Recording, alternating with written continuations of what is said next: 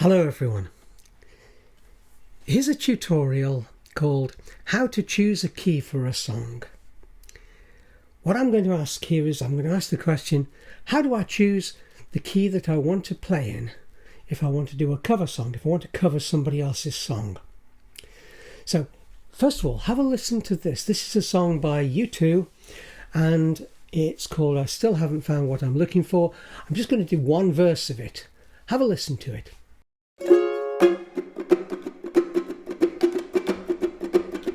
I have climbed highest mountains, I have run through the fields only to be with you,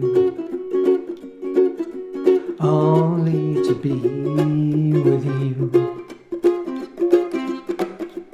I have run, I have crawled, and I have scaled these city walls,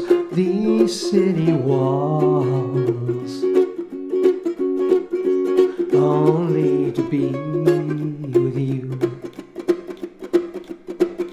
But I still haven't found what I'm looking for.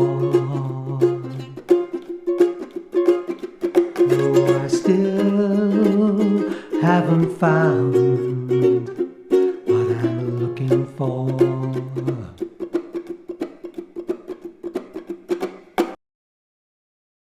So the first thing you'll notice about that performance is that it sounded nothing at all like U2, even though it's their song. Well, that was intentional. I was actually playing in the same key as U2 perform it in. That is the key of C sharp major. It could be written out as D flat major. The chords I was using were C sharp, F sharp and G sharp, or if you prefer, D flat, G flat and A flat. Not everyday chords, not chords that you would normally expect to use on a ukulele. Now, let me just tell you why I chose to do it differently to the way U2 do it. Well, first of all, I would not have a chance of making it sound like U2. It's a heavy beat song. It's got lots of drums and things in it. It hasn't got a ukulele in it at all. So I chose to do it in a different style. More about that perhaps in another video. But what about the key? I chose the same key, but I cannot sing it as high as Bono does. You see, I was singing it an octave lower. He was singing it way up here. This is going to sound horrible. But I still haven't found what I'm looking for. So he's singing it way up there, whereas I was singing, but I still haven't found what I'm looking for, which is more of my sort of range. And I prefer it to be sung in a quieter way if I'm going to perform it.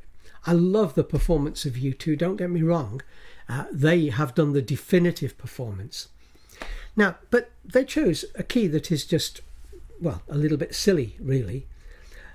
Let me just say first of all here that there is no reason at all for you to choose the same key as the original record. There's no point. You're not going to sound like the original record anyway. I suppose if it's within your range, if you can sing as high as Bono, then fine. You can choose that same key. But there are reasons why you might want to consider other keys, and that's what we're going to have a look at in a few minutes.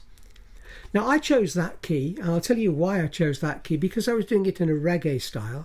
When I play in it's not really a real reggae style, but when I play in that sort of style, I want to be able to dampen the strings.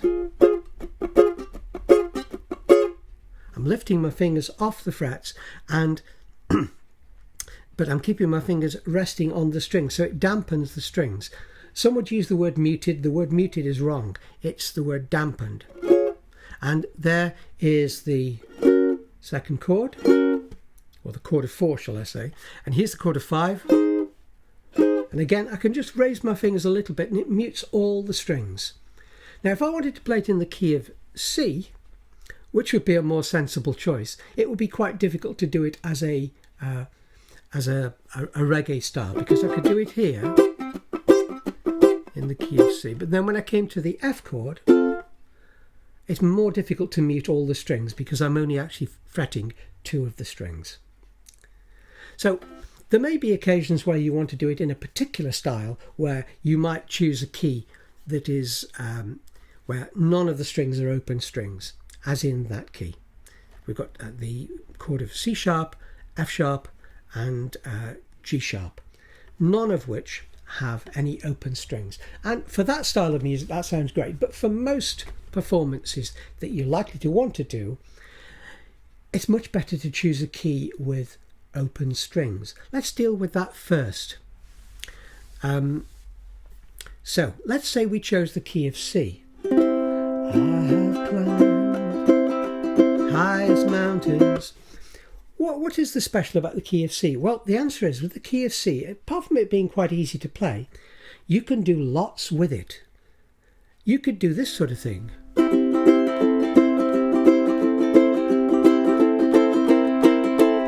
Now, it wouldn't necessarily fit that song, but we're not just talking about that song. We're talking about any song that you choose to do in your own way.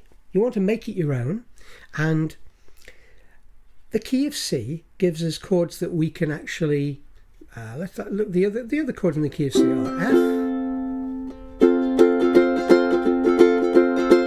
Lots you can do with that. You can do hammer-ons.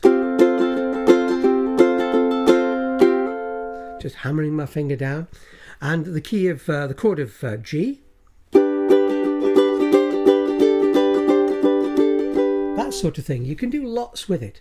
So the key of C would be an ideal choice if it fitted within your voice, your vocal range. Another key that would be useful would be the key of F, for the same reasons, and the key of G, because the key of G uses the chord of G, the chord of C, and the chord of D, all of which you can do something with because they've got open strings. You can do all sorts of things. You can do runs.